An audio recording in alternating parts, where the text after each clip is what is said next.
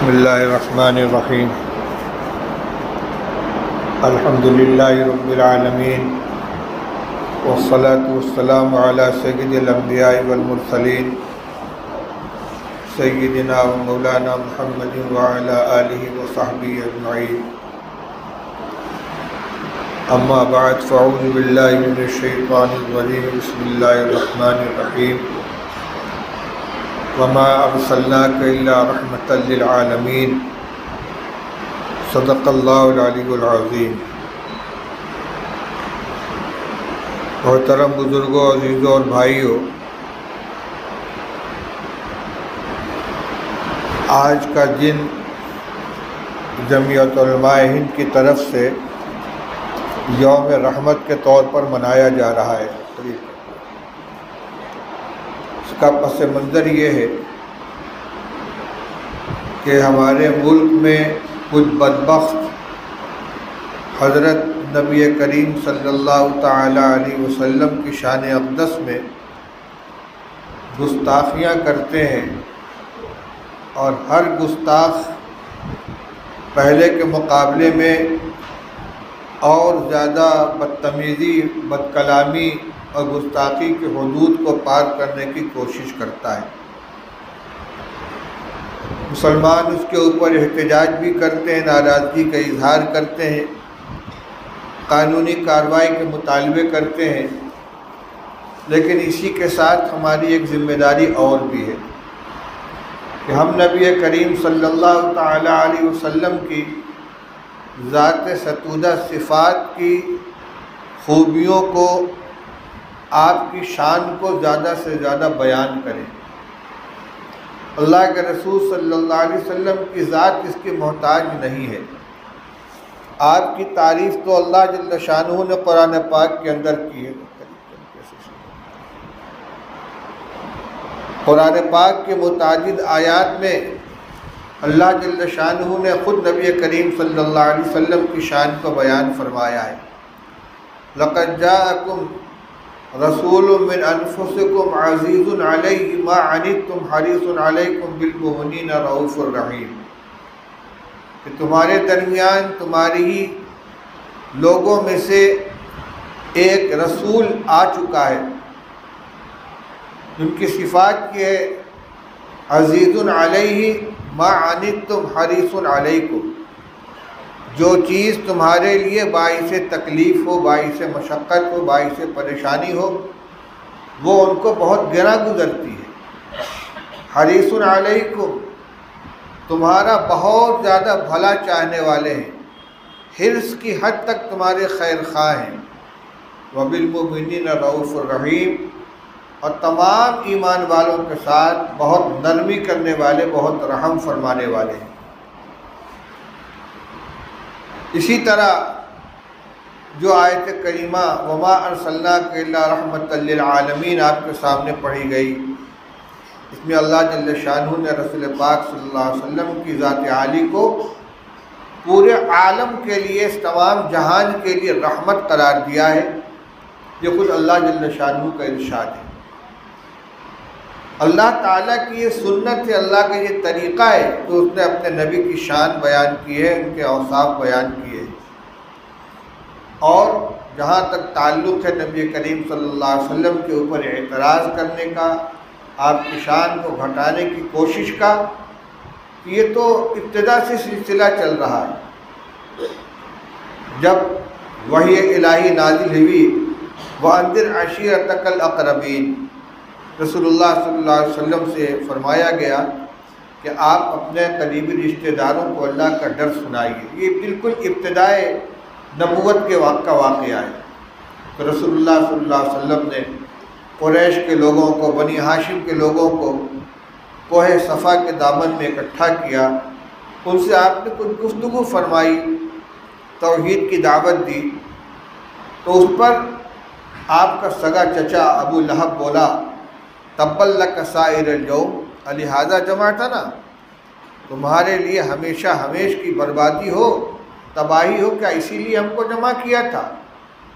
اس پر اللہ جل شانہ نے آیت سورت نازل فرمائی تبت یدا ابی لہب و تب، یہی وہ تنہا بدبخت ہے جس کا نام کے ساتھ قرآن پاک میں ذکر کر کے اس کے حق میں بد دعا کی گئی ہے کہ ہلاک ہو۔ اس نے چونکہ ہاتھ اٹھا کر کہا تھا لہذا جماعتنا، ہاتھ سے اشارہ کیا تھا، اللہ تعالیٰ نے فرمایا کہ ہلاک ہو ابو لہب کے دونوں ہاتھ اور خود وہ بھی ہلاک ہو۔ تو بدبخت حضور کی شان میں گستاخی کرنے والے اس زمانے میں بھی موجود تھے۔ قریش کے لوگ جو مشرک تھے، ابھی ایمان نہیں لائے تھے، رسول اللہ صلی اللہ علیہ وسلم کے مذمت میں حجوں کے اشعار کہہ کر باندیوں کو یاد کراتے تھے، بازاروں میں گاتی پھریں۔ اس موقع پر حضرت حسان بن ثابت رضی اللہ تعالیٰ عنہ نے رسول اللہ صلی اللہ علیہ وسلم سے اجازت طلب کی کہ یا رسول اللہ آپ اجازت دیں تو میں ان کے حجوں کا جواب دوں۔ رسول اللہ صلی اللہ علیہ وسلم فرمایا کیف بنسبی، میرے نسب کا کیا ہوگا، کیونکہ رسول اللہ صلی اللہ علیہ وسلم بھی قریش میں سے ہی تھے، اور عرب کے لوگ جب کسی کے حجوں کرتے تھے، برائی کرتے تھے تو خاندان کو گالی بکتے تھے۔ تو رسول اللہ صلی اللہ علیہ وسلم نے فرمایا کہ جب تم ان کا جواب دو گے اور قریش کی مذمت بیان کرو گے تو میں بھی تو اسی میں سے ہوں۔ تو انہوں نے فرمایا یا رسول اللہ میں آپ کو ان کے درمیان سے اس طرح نکال لوں گا بچا کر جیسے آٹے میں سے بال نکالا جاتا ہے، کہ آٹے میں سے اگر بال نکالا جائے تو اس پر آٹے کا معمولی سا بھی اثر نہیں ہوتا، اس طرح آپ کی شان کو میں بچا لوں گا۔ پھر رسول حسان بن ثابت رضی اللہ تعالیٰ عنہ نے وہ مشہور قصیدہ کہا ہے جو آج بھی عربی ادب کا اور اسلامی نظم کا ایک شاہکار حصہ ہے۔ قصیدہ امن یہجو رسول اللہ منکم وینصرہ ویمدحہ سواء فإن ابی ووالدہ وعرضی لعرض محمد منکم وقاء۔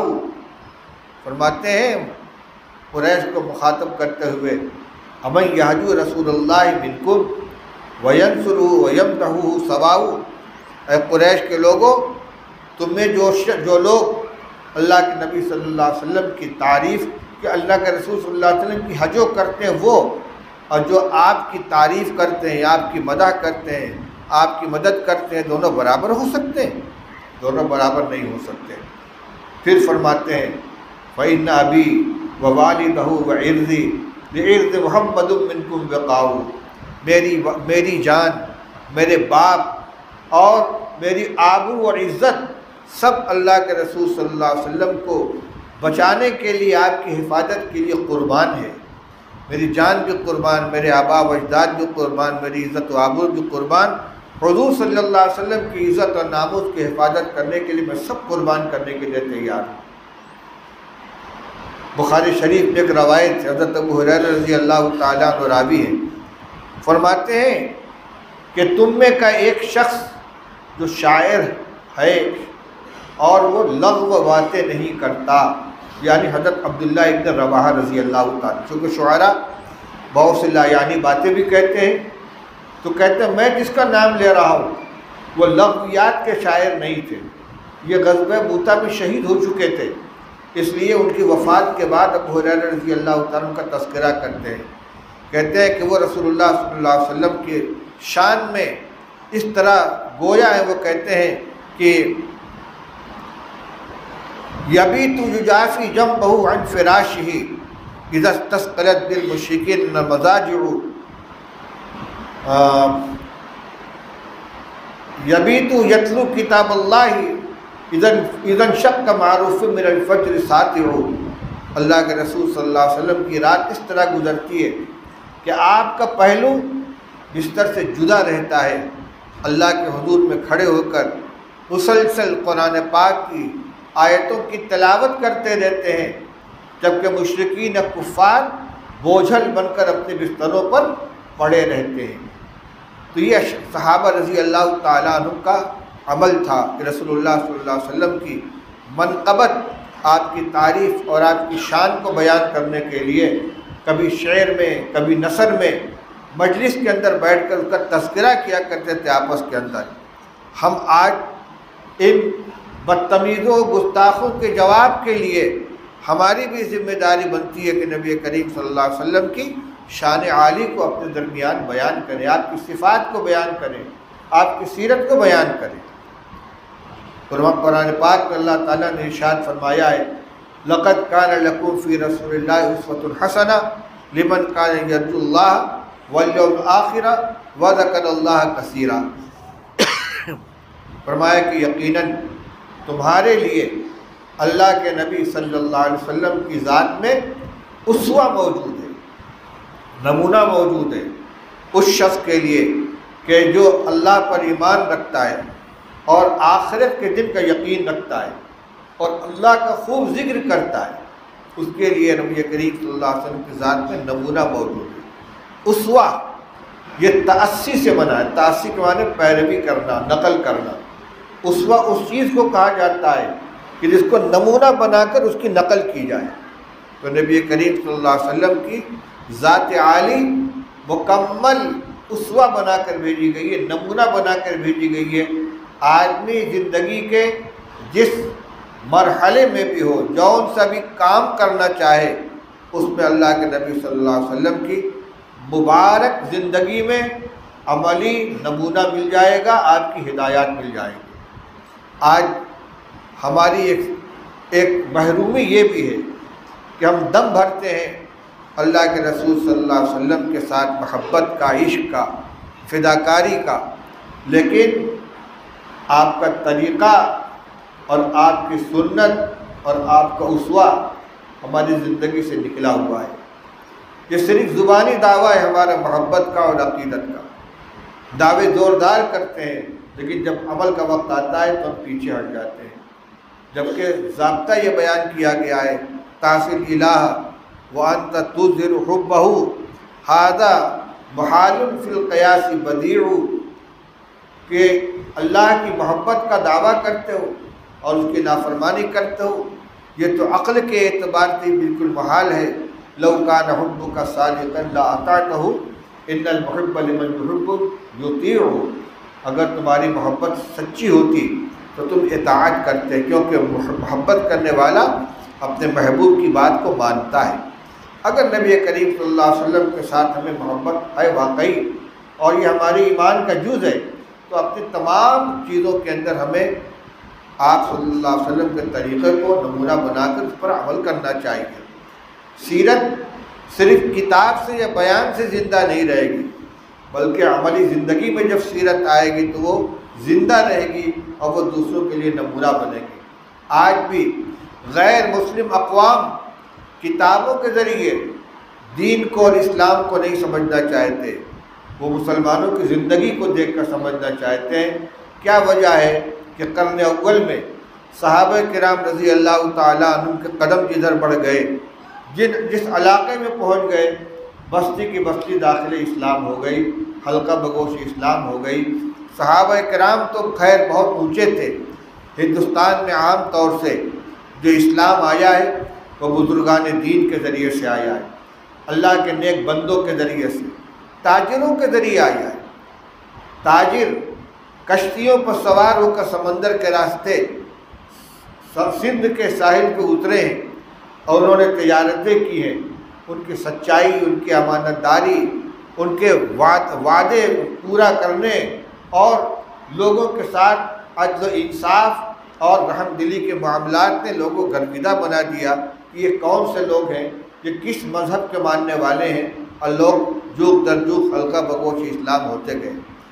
حضرت خواجہ معین الدین چشتی اجمیری رحمۃ اللہ علیہ مشہور ہے کہ لاکھوں آدمی ان کے ہاتھ پر ایمان لے آئے۔ کیا چیز تھی؟ ان کے پاس دھن دولت تھا، زمین تقسیم کرتے تھے، روپیہ پیسہ دیتے تھے، کیا چیز تھی؟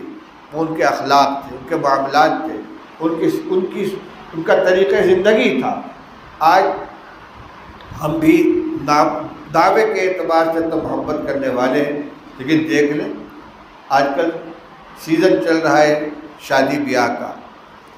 میں آپ کے سامنے بخیہ نہیں ادھیڑنا چاہتا، لیکن تنہائی میں بیٹھ کر سوچیں کہ اسلام نے، نبی کریم صلی اللہ علیہ وسلم نے نکاح کا جو مبارک طریقہ ہمیں عطا فرمایا تھا اور جس کو اپنی سنت کہا تھا کہ نکاح میری سنت ہے، کیا یہی طریقہ جو ہمارے درمیان رائج ہے، اسی طریقے کا نکاح رسول اللہ صلی اللہ علیہ وسلم کی سنت تھی؟ آپ نے تو اتنا آسان بنا دیا تھا نکاح کو کہ 2 رکعت نماز پڑھنے سے زیادہ نکاح سے فارغ ہونا ہوتا تھا، کوئی اہتمام نہیں ہوتا تھا، اتنی سادگی کے ساتھ نکاح ہوتا تھا کہ بسا اوقات نبی کریم صلی اللہ علیہ وسلم مدینہ طیبہ میں موجود ہیں، آپ کے قریب ترین صحابہ اپنا نکاح کر رہے ہیں اور نبی کریم صلی اللہ علیہ وسلم کو اطلاع تک نہیں، آپ کو خبر بھی نہیں، نہ انہوں نے اہتمام کیا کہ ہم تو حضور سے نکاح پڑھوائیں گے، نہ اس کے لیے کوئی اعلان کیا گیا، نہ رسول اللہ صلی اللہ علیہ وسلم کی شکایت ہوئی۔ 2 واقعے تو بہت مشہور ہیں، ایک جابر بن عبداللہ رضی اللہ تعالیٰ عنہ کا، یہ صاحبزادے ہیں حضرت عبداللہ ابن عمرو ابن حرام رضی اللہ تعالیٰ عنہ کے، جو غزوہ احد کے شہداء میں سے ہیں، اور یہ اپنے باپ کے تنہا بیٹے تھے اور باقی ان کی بیٹیاں تھیں۔ بعض روایات میں 9 کا تذکرہ ہے، بعد میں 7 کا، بعد میں 6 کا۔ اتنی بہنوں کے یہ اکیلے بھائی تھے اور والد شہید ہو گئے، اور بے انتہا مقروض تھے۔ رسول اللہ صلی اللہ علیہ وسلم نے ان کی بڑی خبرگیری فرمائی ہے، قرض خواہوں کے پاس سفارش لے کر گئے ہیں کہ باغ میں جو پھل آیا ہے تھوڑا سا لے لو، باقی قرضہ بعد میں لے لینا۔ یہودیوں کا قرضہ تھا مگر وہ مانے نہیں۔ اس موقع پر حضور صلی اللہ علیہ وسلم کا معجزہ ظاہر ہوا، طرح طرح سے آپ ان کی مدد فرماتے تھے، کیونکہ انہوں نے نکاح کیا مدینہ طیبہ میں رہتے ہوئے اور حضور کو خبر نہیں ہے۔ ایک غزوے سے واپس آ رہے تھے، مدینہ کے قریب پڑاؤ ڈالا اور پروگرام یہ تھا کہ صبح یہاں سے مدینے میں داخل ہوں گے۔ حضرت جابر نے فرمایا یا رسول اللہ میں ذرا جلدی جانا چاہتا ہوں۔ انہوں نے کیوں؟ کہتے میں نے نکاح کیا ہے۔ وہ اچھا، کس سے نکاح کیا ہے؟ کسی کنواری لڑکی سے یا سیبہ سے، یعنی مطلقہ یا بیوہ؟ کہنے لگی نہیں حضرت میں نے تو سیبہ سے نکاح کیا ہے، باقرہ سے نکاح نہیں کیا ہے۔ تو تم تو جوان آدمی ہو، کسی کنواری سے نکاح کرتے۔ کہ یا رسول اللہ والد صاحب کی شہادت ہو گئی، میری 9 بہنیں ہیں، میں نے یہ نہیں چاہا کہ انہیں جیسی کوئی ناتجربہ کار عورت گھر میں لا دوں، میں ایسی عورت سے نکاح میں نے کیا ہے جو ان کے لیے ماں کا کردار ادا کرے، ان کی خدمت کر سکے۔ یہ اثار تھا ان کا۔ دیکھیے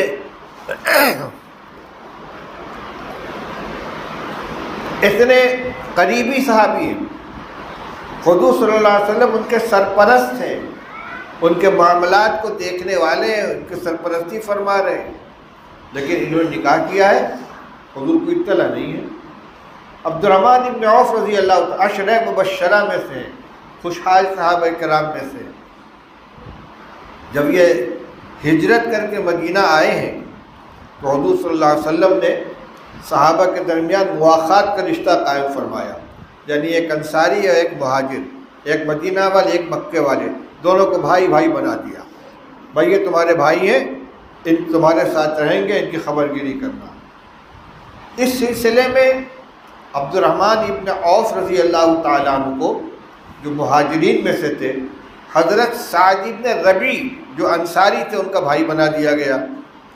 سعد ابن ربیع رضی اللہ عنہ عبد الرحمن ابن عوف رضی اللہ عنہ کو لے کر گھر گئے، کہا بھائی اللہ کے نبی صلی اللہ علیہ وسلم نے آپ کو میرا بھائی بنایا ہے، اور مدینہ والے جانتے ہیں کہ میں مدینہ کے خوشحال ترین لوگوں میں سے ہوں، بہت باغات ہیں میرے پاس کھجوروں کے، بڑی زمینیں ہیں، اس میں سے آدھا آپ کا آدھا میرا، پورا کی پورا باغ جتنا بھی ہے وہ آدھا آپ کا آدھا میرا، اور میری 2 بیویاں ہیں، تم ان میں سے جس کے بارے میں کہو میں اس کو طلاق دے دوں اور عدت گزر جائے گی تم اس سے نکاح کر لینا۔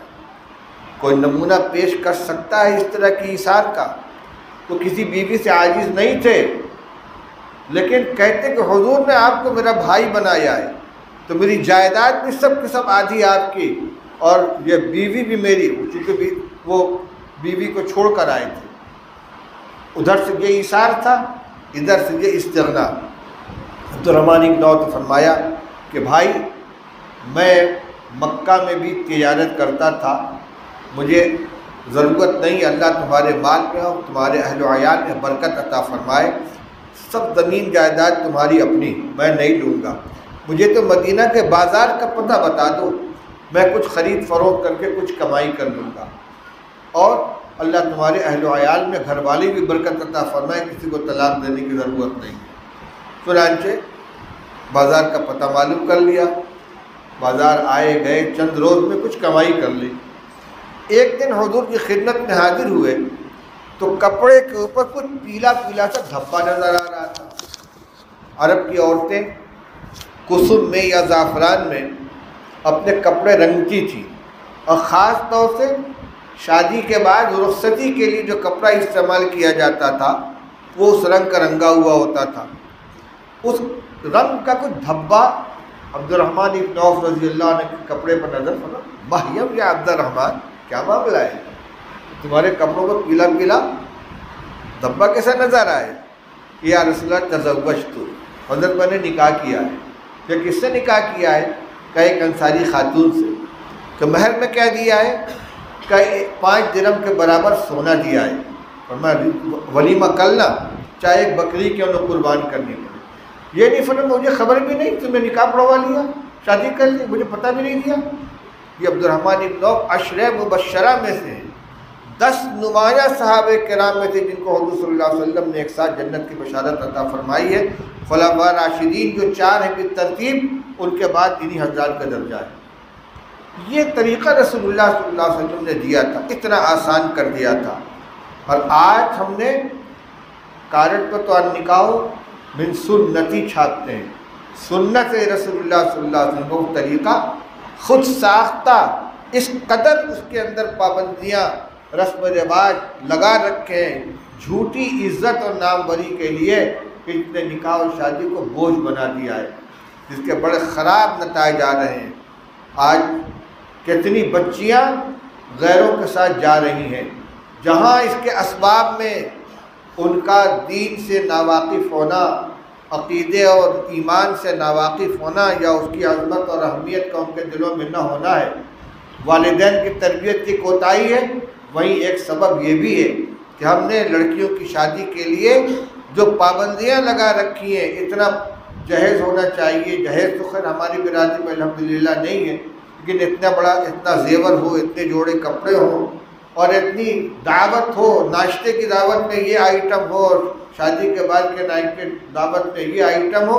جب ایک پورا یہ نظام بن جائے گا تب نکاح کیا جائے گا، جس کی وجہ سے نکاح لیٹ سے لیٹ ہوتا چلا جا رہا ہے۔ جب حضور صلی اللہ علیہ وسلم نے حضرت علی سے فرمایا کہ یا علی لا تؤخر ثلاثا، علی 3 چیزوں کو لیٹ مت کرنا، الصلاۃ اذا آنت، نماز کا وقت ہو جائے تو تاخیر مت کرنا، والجنازۃ اذا حضرت، جنازہ تیار ہو کر آ جائے تو نماز و تدفین میں تاخیر مت کرنا، والایم اذا وجدت لا کفوا، اور لڑکی جب نکاح کی عمر کو پہنچ جائے اور کوئی مناسب رشتہ آ جائے تو نکاح میں تاخیر مت کرنا۔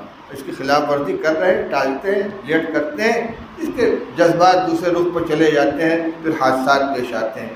بہرحال یہ چند باتیں میں نے اس پس منظر میں عرض کی کہ ہم رسول اللہ صلی اللہ علیہ وسلم کی تعلیمات کی تعریف کرتے ہیں، اس کا ذکر کرتے ہیں، یہ ہماری ذمہ داری ہے، لیکن خود عمل کا جب نمبر آتا ہے اس میں ہم کمزور ہو جاتے ہیں۔ ہمیں اس پہلو پر بھی توجہ کرنی چاہیے۔ جتنی ہماری زندگی میں سنت زندہ ہوگی، حضور صلی اللہ علیہ وسلم کی تعلیمات ہوں گی، اتنا ہی چین، سکون اور راحت کے ساتھ ہم زندگی گزاریں گے۔ چاہے دنیا والے کچھ بھی کہیں، لیکن راحت اور چین اسی کے اندر ہے۔ ہمیں اس کا اپنی چین اور اپنے راحت کا خیال رکھنا چاہیے۔ اللہ تعالیٰ ہمیں توفیق عطا فرمائے۔